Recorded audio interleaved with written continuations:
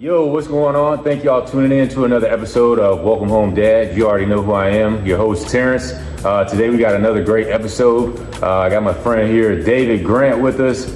Met this young man, y'all already know, on the basketball court, actually at the Upward basketball program. So shout out to Upward basketball program for the little kids here in Ocala, Florida. I am going to actually just jump straight into it. And first of all, if you guys have been watching the show, we got a new setup here in the background. So let us know what you think in the comments about the setup. I'm trying something new here. So David, one of the things that I do here on the show is called Icebreaker. So I just ask you some random questions about some things going on. First off, you already know the NBA just ended. New York Knicks just won the NBA championship. Yes, sir. Undefeated. I think they went like 13-ish overrun and somewhat along that. Yeah, man, it's crazy. Who is a team right now in the NBA that you kind of got your eyes on going into next season, or who you watching right now? Oh man, that's a great question. I guess the team I'm looking forward to is the Spurs. Gotcha, yeah. Just because it's just like they had some real dogs on their team, and they were just young, but they also had the tenacity to go and beat the champions. Yeah. You know what I'm saying? Like, that's a big deal. Definitely. And it's just like you could tell like they had mental lapse in their game. So it was, I'm excited to see who they're going to become and what Wemby's going to do with that newfound confidence. It's just like, bro, you knocked out the champs. And they beat, if I'm not mistaken, the champs throughout the entire season. Yeah, they did. Never lost. They went 4-2, if I believe I'm not mistaken. I think they went 4-2. They beat them in the little cup thing. I don't really like that little NBA cup thing. Oh, they you beat don't like the cup? Nah, I'm not a big fan of the cup. It's like a little participation award. It's like, bro, this is just hoop. Get to the straight to the real stuff. Yeah, I feel that. But no, I understand about the dog. I mean, I'm a big Stephen Castle fan. I know everybody's like hoopty-hoop about Wemby. I love Wemby's game, but I'm more of a Stephen Castle. I mean, the man is a straight dog on defense and offense. Had a little bit of turnovers. And but at the end of the day, young. That's what comes. Yeah, that's a big spot to be in. Like him and Dylan Harper. Yeah, they stepped up like seasoned vets. Yes, sir. But what's interesting about both of them is like they don't care. They was on the court doing whatever they wanted. Like they went from the cones at the gym to they doing it. The cones and dunking on. Castle had several highlights in that thing, man. Castle was crazy. Yes, and I'm also excited to see what's gonna happen with Bron. Oh yeah. Because it's like that's interesting. I wanted to go back. I'm a Bron fan over everything else overall, but I'm hoping he go back to the Cavs. Got you. Go back. Yeah, man. At the end of the day, I mean, I'm not gonna sit up here and say I'm a LeBron fan. I like LeBron from a business aspect. So you're a Kobe fan? Yeah, I say I'm a Kobe fan, Jordan fan. But you understand, at the end of the day, to be honest, man, I just love good basketball. But I do believe he should hang a jersey up back in Cleveland. But it's too much craziness going on. You got Brown that just got traded to the Sixers. Why? So. Like, what are they doing? But I get it. Like, I feel like that tension has kind of been there. Not like him and JT was beefing, but like it's almost like he was ready to step into his own role. Team. Yeah, man. And him and Maxey not bad. Nah, that's it. Maxey being healthy. Yes, sir. And you got a young BJ Edgecombe over there too, as well, man. And if you think about it, like I'm kind of stepping off a pocket here, but at the same time, Jaylen Brown is kind of like a young Paul George. Oh yeah, but his game is more like the older Indiana style Paul George. That's what I'm saying. When he was like going crazy. I feel like that's kind of what they're about to get out of Jaylen Brown, is what they wanted out of PG. Yeah. But he also 18, 19 years in the league. Yeah, into the league. Yeah, another guy that should probably hang it up. A great way to start the floor. Yes, sir, man. Yeah. So listen, all my NBA lovers out there, like I said, we love the Spurs. I'm a Chicago Bulls fan. Y'all already know that. But I love seeing Steph. Hey man, listen. But at the end of the day, here on Welcome Home Dad, we don't judge. We love everybody, whether you don't like the Spurs or you don't like the Bulls. We big fans of everybody. Big fans of David here. I'm gonna actually let David introduce himself. Like I said, I met this guy here on a basketball court during our Upward basketball program here in Ocala, Florida. But I will actually let David have the floor. David, you want to let the people know who you are, a little bit about yourself, and some history too as well, my man. Yeah, man. So I'm originally from St. Louis. I was raised by my dad, and with the help of my grandparents, and I was just kind of like every kid, man. I was outside kicking it with my people, kicking it with my family, just having a good time. I think what was beautiful about those times is you could just be a kid, and that's what I got to do. I was blessed to be with my grandparents at that time, so it was a great thing. And then after that, I joined the military, graduated high school, joined the military, learned a lot about life at that time. I met my wife there, had a kid, and from there I just been kind of like trying to figure out how can I live out God's mission, how can I live for God the best way I can. And along the way, I met some really good men like you and some other people at church, and just being open to communication and different experiences has like really led to a beautiful life where it's not just me anymore. Because I feel like I went through a period of isolation where I was just like, how do I live this life for Christ while also trying to crucify my flesh, while also trying to be a regular dude, you know what I'm saying? Open. And then as I was asking God for things slowly but surely, I got introduced to you and to Jordan and to other men of faith. It's been a beautiful life. So yeah, that's me in a nutshell. Yes, sir, definitely. And I know you said, you were in the military and everything too as well. With that being said, how long were you in there? Is it just like, what were some of the things, if you can talk about it, like what were some of the things that you were doing there? Because I know I have a family member and some things he can't talk about. So it's like, I was a regular guy. Yeah, okay. You know what I'm saying? Like I pretty much had like a mechanic role. Okay. I was in it for about 8 years. Or for 8 years, doing the same job I did and switch jobs. I worked on the pumps that sent the fuel to the aircraft. Okay. So I was at the bottom of the ship. Got you. Mostly doing maintenance. Yeah. And I learned a lot about myself at that time. I learned a lot about like leadership. I learned a lot about how you got to pay attention to your environment and how sometimes certain environments, they're not built for the best version of you, but you have to recognize that. And you just got to be careful who you surround yourself with. When I first joined, I wasn't around the right people. Not that they were terrible, and it was, my fault too in a way. Like I wasn't looking for really cement to my future. I was looking to have fun and enjoy the world, as I should.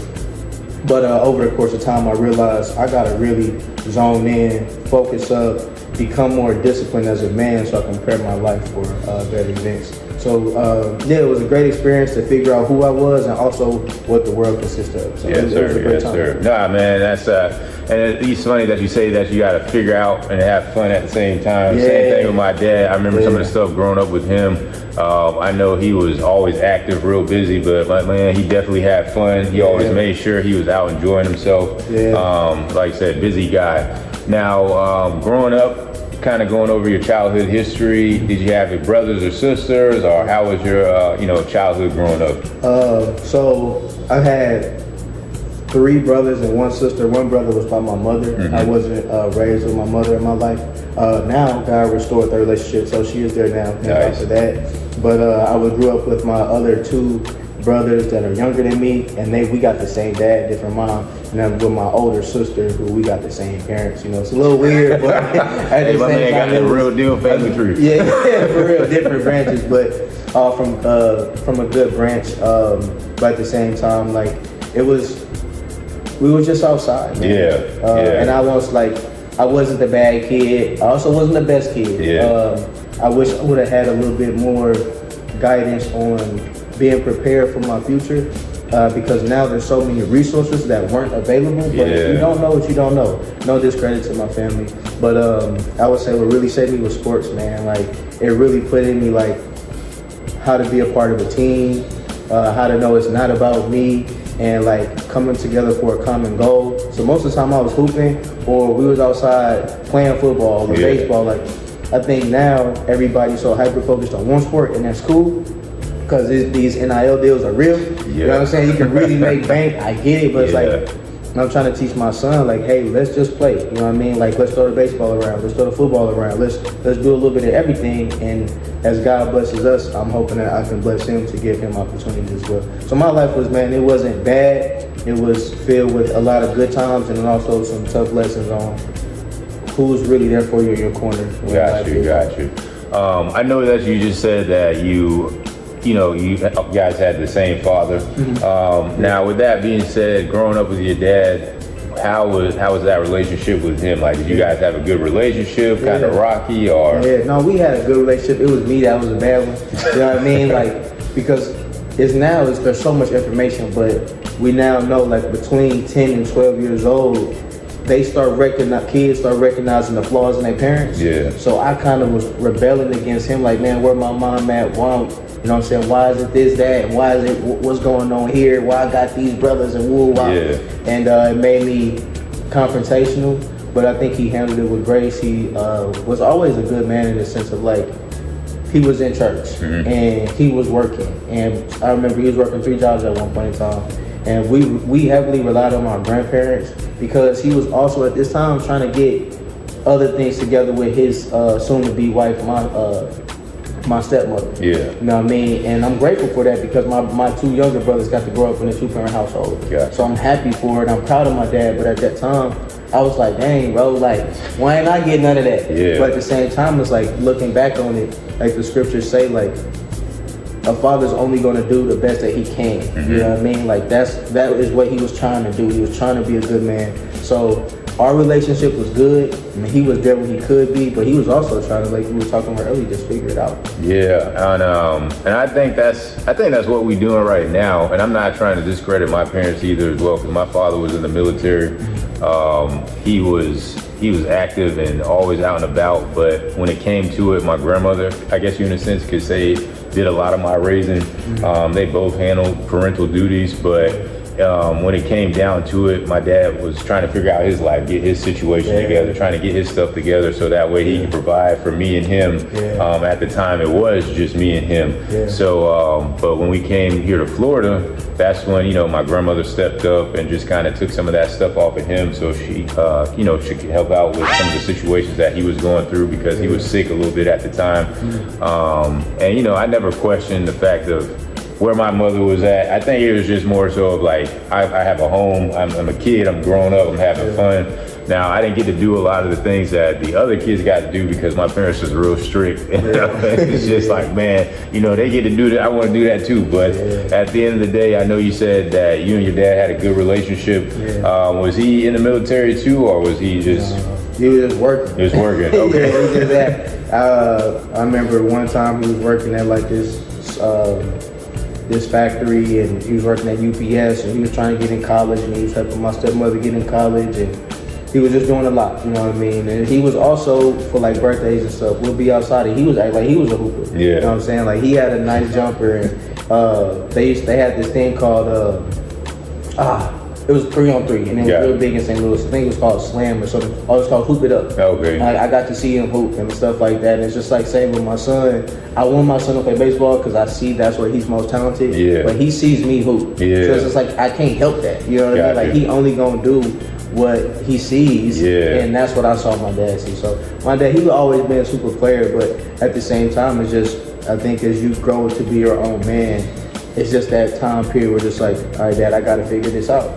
And as I was doing that, he was trying to help me, but I was hard-headed. Yeah. And I've always been a little rebellious to some nature. So he did the best. He did a great job as a father. And I think I could have been a better son, if I'm being honest. Got you. I believe that. I believe we all could have been better at something. Yeah. Now, growing up with your brothers and sisters, what would be a fond memory that you had growing up with all you guys in the same household? Like, what would be a good memory that you say that you can remember right now? And then it's like a 2-for-1. What would be a memory that you could say that you learned a lesson growing up with your brothers and sisters? That's a great question. I think my fondest memory with my siblings was those times when, like, sometimes we was in the house by ourselves. Yeah, like how we all was. That generation, we was inside. We grew up by ourselves. We wasn't outside, we was inside. In the house, don't come out of the house. You know what I'm saying? Making ramen and, hot dogs in the microwave, whatever the case may be. But I would say those times we was in the house playing Halo, playing the game, chilling. Like, I remember one of my brothers, Kelly, he plays soccer, and we used to play FIFA all the time. And we just had those moments where it's like, man, it's dope that it was more than just me and my sister. And we had 2 brothers, and that's credit to my pop, because although we had different moms, he always made sure like that's your brother. Yeah. And like even when like I saw my mama maybe once a year when I was younger, he'd be like, hey, that's your mom. You know what I'm saying? Like treat her with respect. And my little brother, on my mom's side, treat him like your little brother. So it was cool that's the mentality. And that's why even now, like I try, whoever people are, I really don't care. Yeah. It's just more of what's your energy, you know what I'm saying? What you got going on. If it's a little bit too much for me, I'm gonna pull back. But if you good energy, what's up? Let's link, you know? And then looking back on it, you said what's something I could learn? Yeah, what was something that you could learn? I guess it was like a tough lesson growing up, you know, like if y'all had, you know, you got brothers, y'all might have some beef or something, and falling out, but what is a lesson that you learned from growing up with them? So my little brothers, they were too young. Well, we really didn't grow up together because they were 6 years younger than me. So like when I was a sophomore, they were 9. You know what I mean? So it's just like there was no beef. That's my little brother. You know what I'm saying? We on different time. Like I'm outside just now starting to like get in the quote unquote streets a little bit. I'm not bringing them into that. So it's just like they was just like, let's go hoop. Yeah.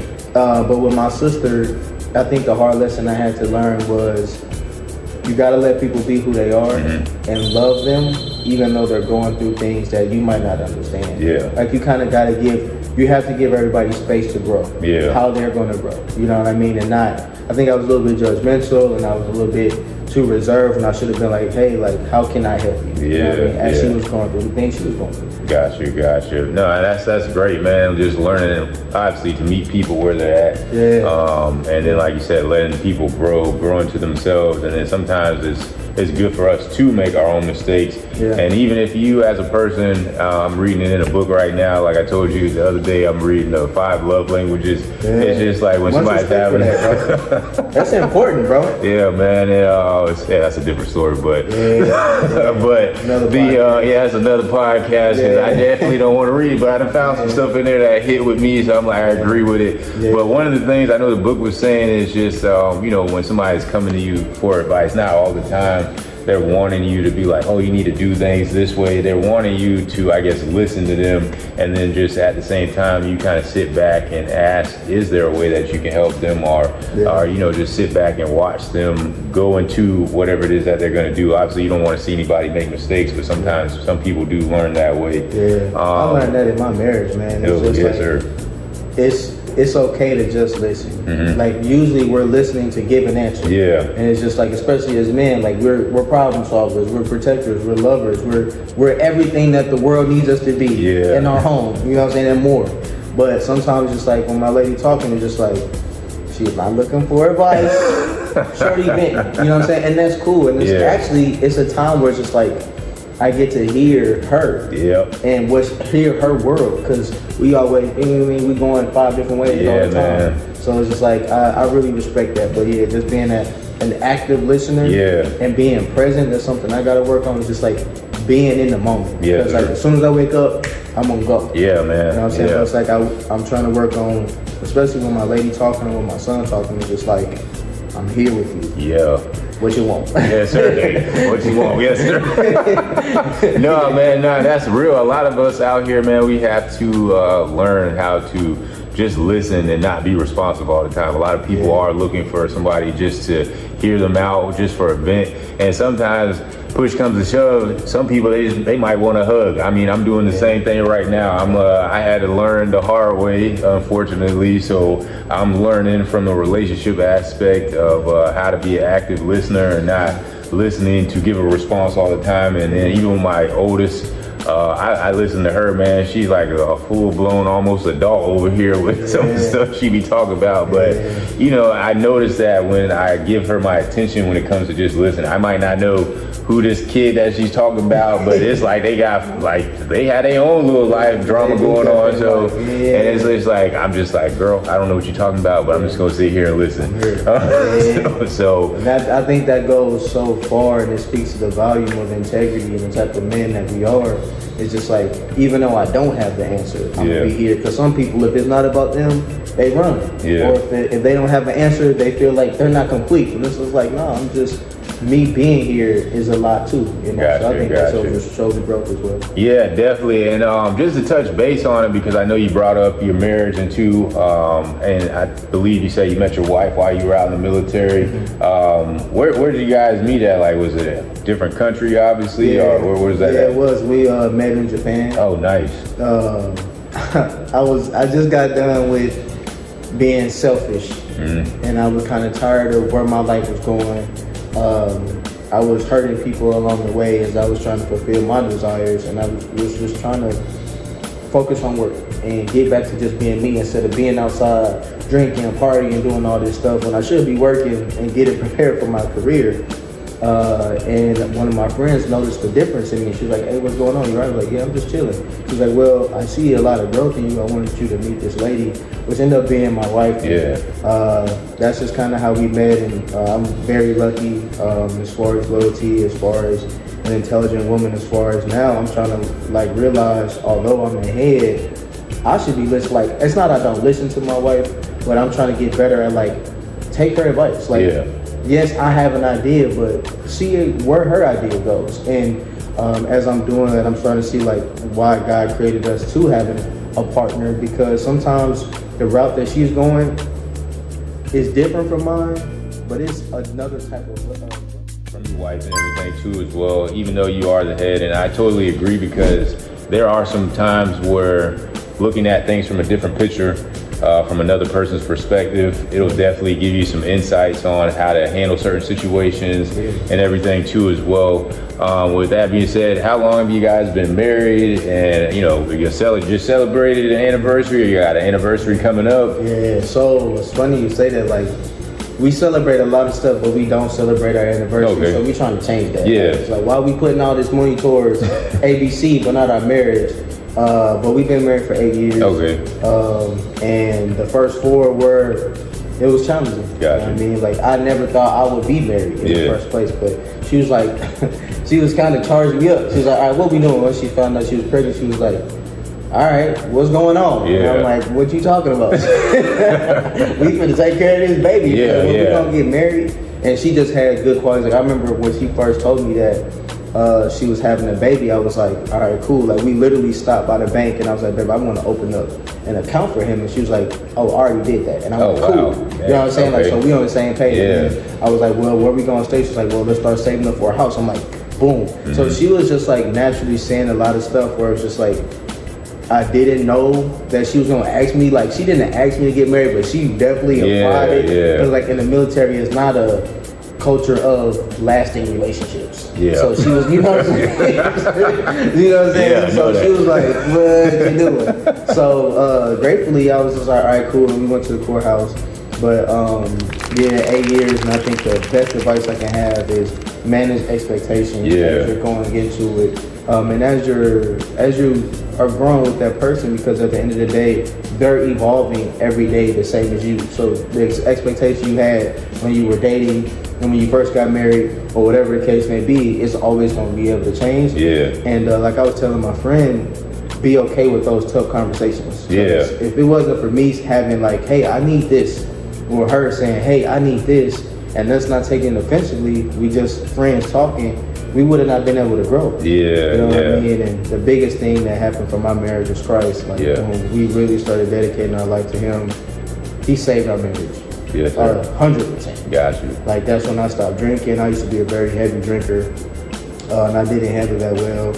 And I had different vices, you know what I mean? Like, I stopped smoking weed because of the military, and I never went back because it wasn't for me.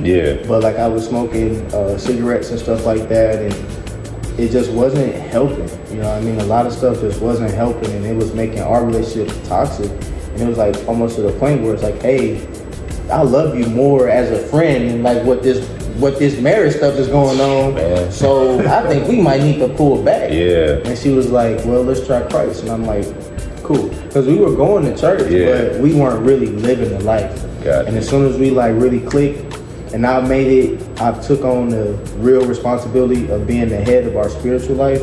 Not saying she doesn't have her strengths too. That's when everything changed. Gotcha. Nah, man, that's totally awesome. I think that it is great to be in unison with each other, especially when it comes to keeping Christ at the center of a relationship.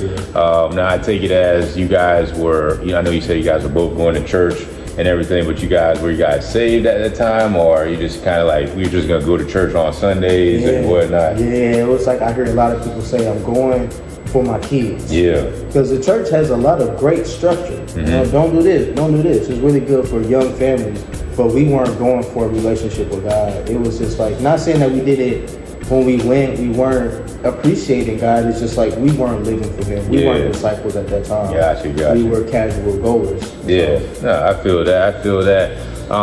And me, as I still have to say single man, because clearly I ain't married. I'm not married, y'all.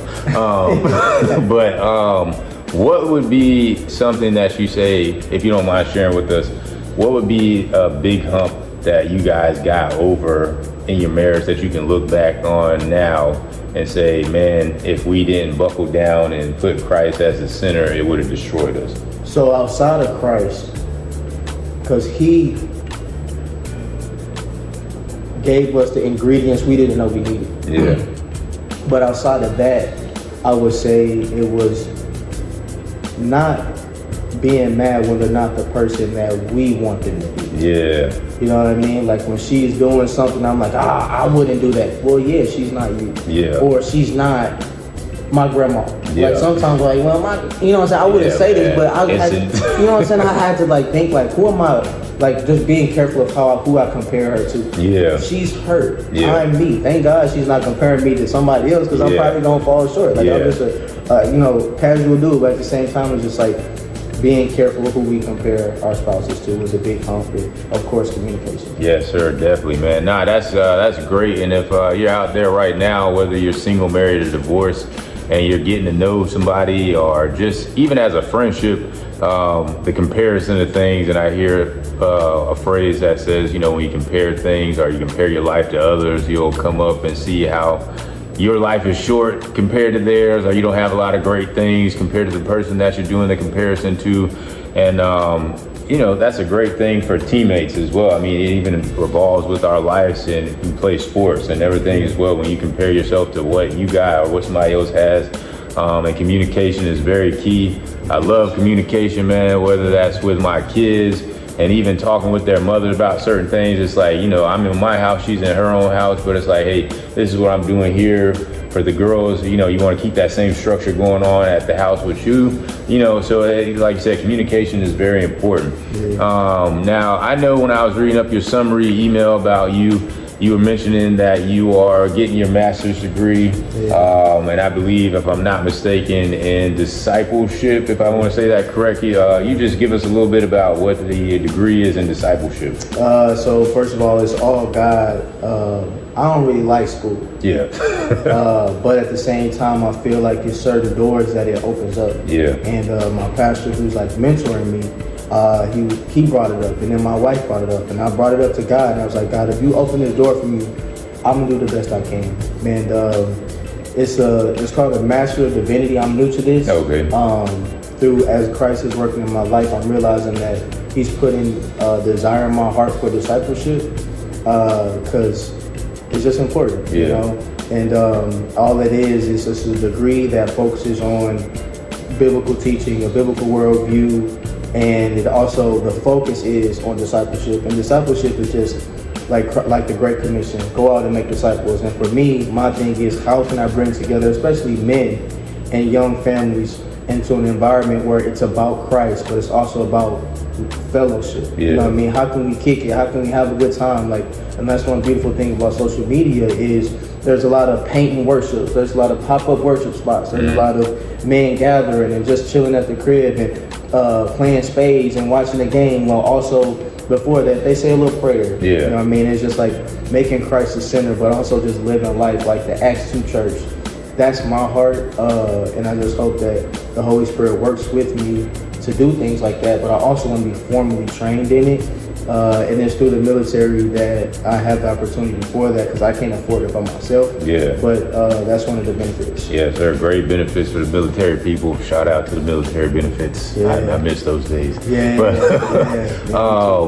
With that being said, I know discipleship, that's a very big word, almost in the same sense as stewardship. When it comes to getting this degree, what has this degree in discipleship taught you about yourself that you were unaware of? Yeah. So I haven't started yet. Okay. Yeah, that's starting in the fall. Okay. But I have taken, to finish up the degree I'm in now with my bachelor's, I've taken some biblical courses.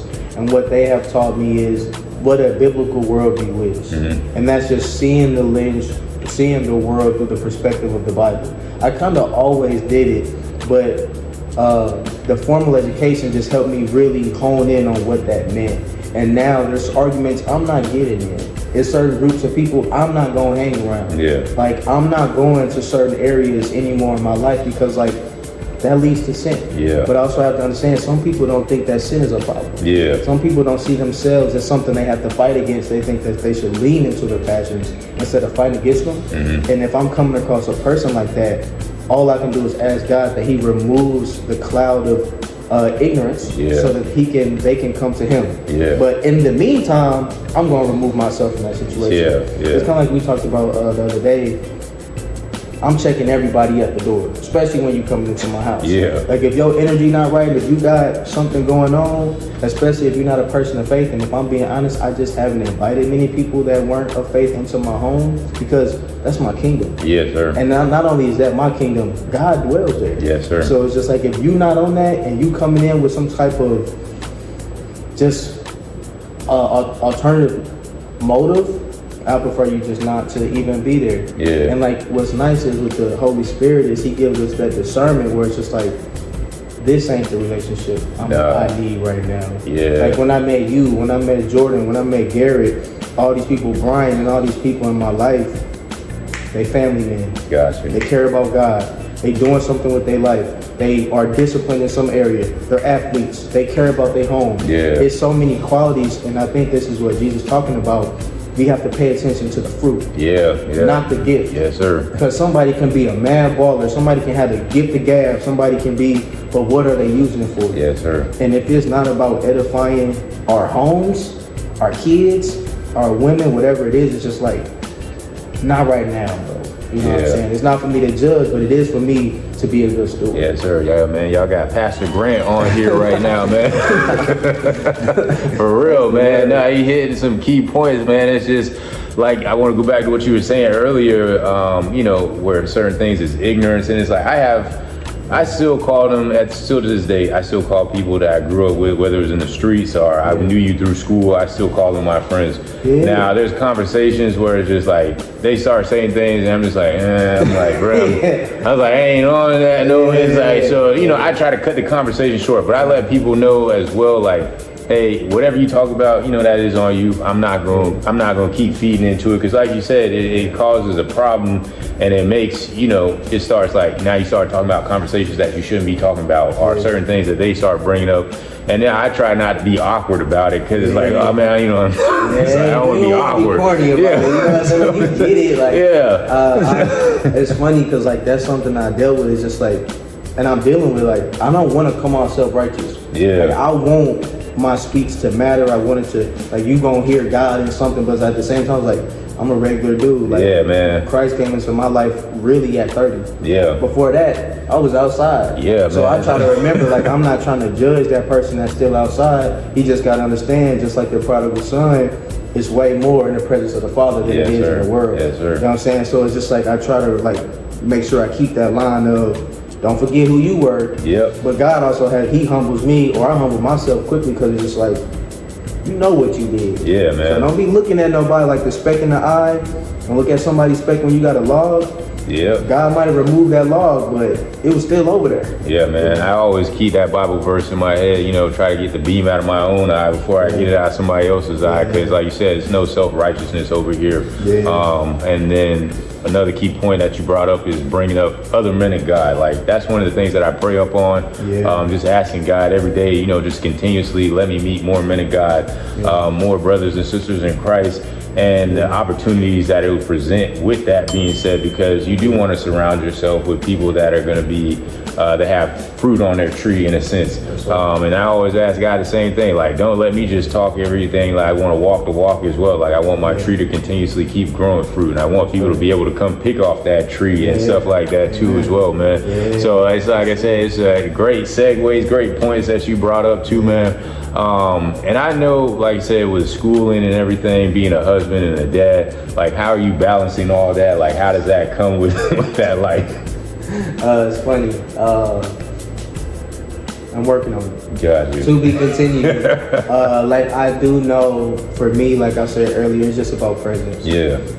I think I'm doing pretty good. I don't want to discredit that I tried, but it's just like, I think there's certain seasons. Yeah. Right now I'm going through a season where I got stuff on my plate that has to get done, so I might not be able to kick it with my son as much or spend time with my wife, but it's just like, I know I'm gonna do something. Yeah, man. You know what I'm saying? Sometimes I still tell my son a story at night. Sometimes I'm just reading. My favorite book of the Bible is Luke. Yeah. Because Luke just got a bunch of bars. So sometimes, like, I'm just going in the room reading Luke with my son, or like my wife, she works in the school district, so it's just like when she come home, she's beat. Yeah. So it's just like, all right, cool. Let's just talk for 30 minutes before you go get a nap, and then I'm finna go to the gym, and then we gotta drop Joe off, and then we gotta get some sleep. We gotta, in, man. You know what I'm saying? Because as soon as you think you about to have some time to yourself, life.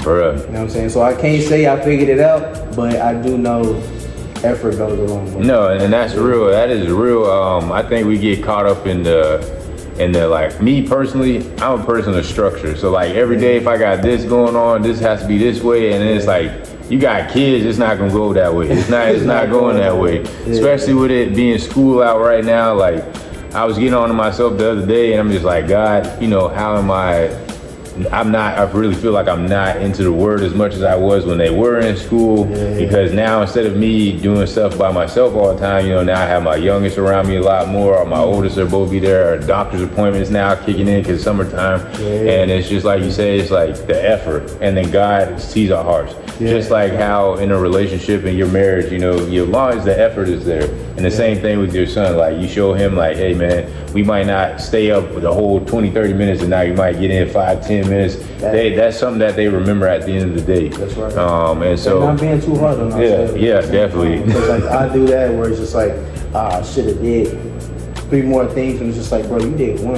It's kind of like, because in the military, as I was trying to advance and as I was getting my life together, my head together, I really respected my baby steps. Yeah. And like, that's what I'm trying to get back to when it comes down to my balance. It's just like, did you do something for the house? All right, cool, straight up. Did you do something for your wife? Cool. If you checked off, even if it's a little box, if you checked off 1 box in those categories, you did something. You deserve something. Yes, sir, some people didn't do nothing, bro. Yeah, no, that's real. Listen, some people don't got nothing on their plate and they still don't do nothing. Hey, and I be wondering how they ain't got nothing on their plate and still don't get nothing, because I be talking to myself like, bro, I can't just do nothing out all day. No. And even to that point where it's like, I'm tired, man, and it's like, Lord, you know I done did the best that I can. I used to get on to myself, and it's funny that you bring that up. I used to get on to myself about being not transitional, but robotic with certain things. And it was like, God, I don't want to be systematic. I just want to, you know, I do want to get my word and read. And so there's some days where it's like, I can't read today, God. I just want to pray, or if I pray, and then sometimes I fall asleep in my chair.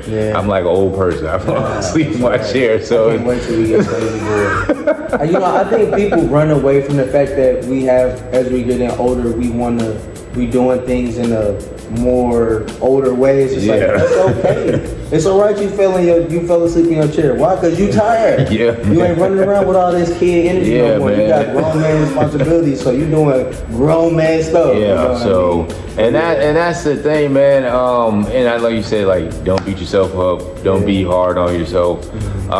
If you had something that was inspirational today to give to your younger self, what would be something inspirational or motivational that you would tell your younger self right now? You're more capable than anything you could think you could do.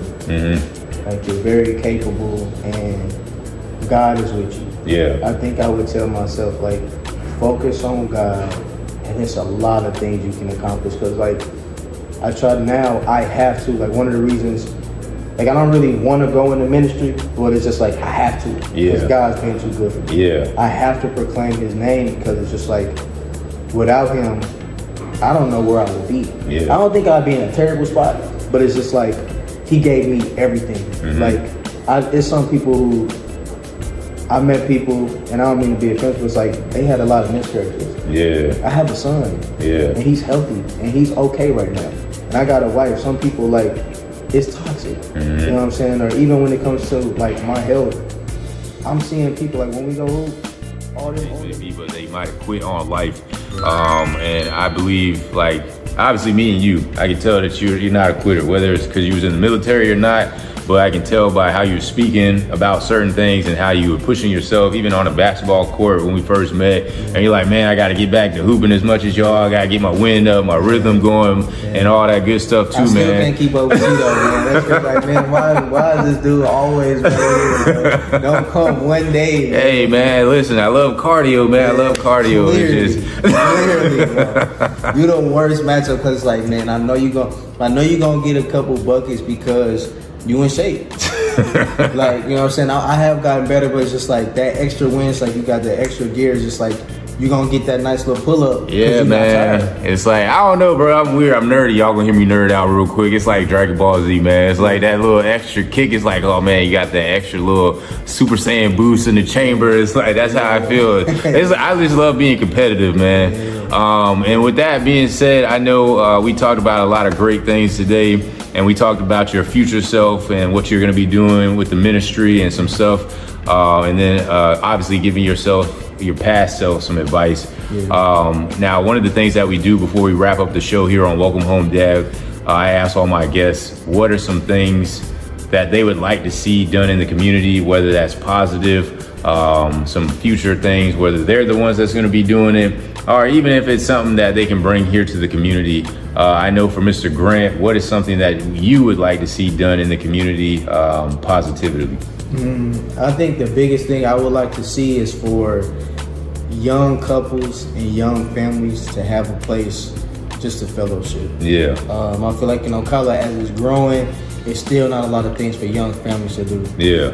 There was one time I went to go see one of my brothers graduate from school, and there was this one place where they had like cornhole, and they had pool, and they had bowling. It was all in one place. Okay, it was like an outdoor and indoor spot, and they also had a restaurant. It was like, man, like Ocala would be killing in that. But I just wish that there was also a place like that for that, but also when it comes down to faith as well, where families can come together. It don't matter what church you go to. It's like, hey, I know this is a Christian-based place where people can just chill, have a good time. We can worship, we can eat, we can do community drives. It's kind of like a place of community outreach for young families and for people for Christians. Nah, man, that's actually a great idea.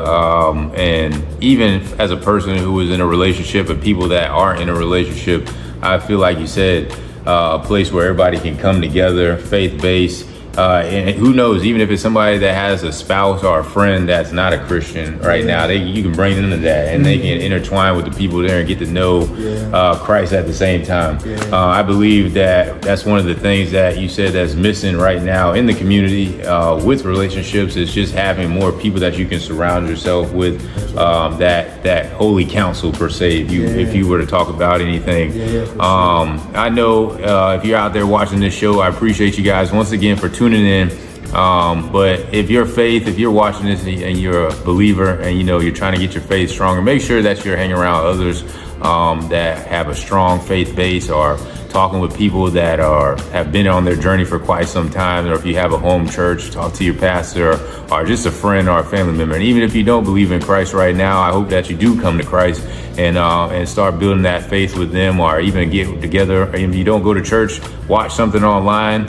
And just, go from there. And at the end of the day, that's like what we talked about. God sees our heart. He knows our efforts. But once again, guys, I thank you guys for tuning in, watching this show. If you'd love to be a guest, make sure you reach out to me at welcomehomedad1989@gmail. That's welcomehomedad1989@gmail. Always make sure to like, follow, subscribe, share the channel. That's welcome_home_dad on YouTube. I'm your host, Terrence. This is my man, David, and we out, y'all.